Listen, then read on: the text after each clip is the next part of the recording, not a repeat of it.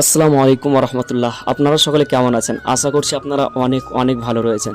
তো আজকে আমি গিয়েছিলাম আমার কাকার পাটের জমিতে। আপনারা দেখতে পাচ্ছেন আমার পাশে আমার কাকা রয়েছে। উনি কিন্তু সকাল 8টার সময় চলে এসেছে, অনেকগুলো পাট তিনি তুলে নিয়েছেন। এরপর আমিও সেখানে নেমে পড়ি। তারপর পাটের দুই একটা আটি তুলে আমি সেখান থেকে চলে যাই কিছুটা দূরে গোসল করার জন্য। এখন আমরা যে জায়গাটায় রয়েছি এই জায়গাটা আমার কাকার পাটের জমি থেকে কিছুটা দূরে।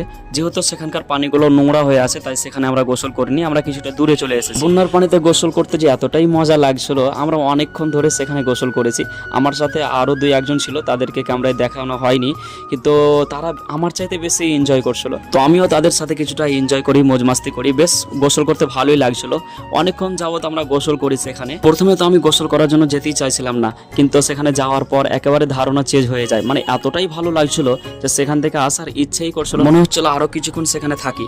কিন্তু যেহেতু আজানের সময় হয়ে গেছিল তাই আমরা সেখান থেকে ফিরে আসি। তো আজকের ভিডিওটি আপনাদের কাছে কেমন লেগেছে অবশ্যই আপনারা কমেন্টে জানাবেন, আর আমার ভিডিওগুলো দেখতে আপনাদের কেমন লাগে সেটাও জানাবেন। আজকের মতো এখান থেকে আবারও দেখা হচ্ছে পরবর্তী ভিডিওতে।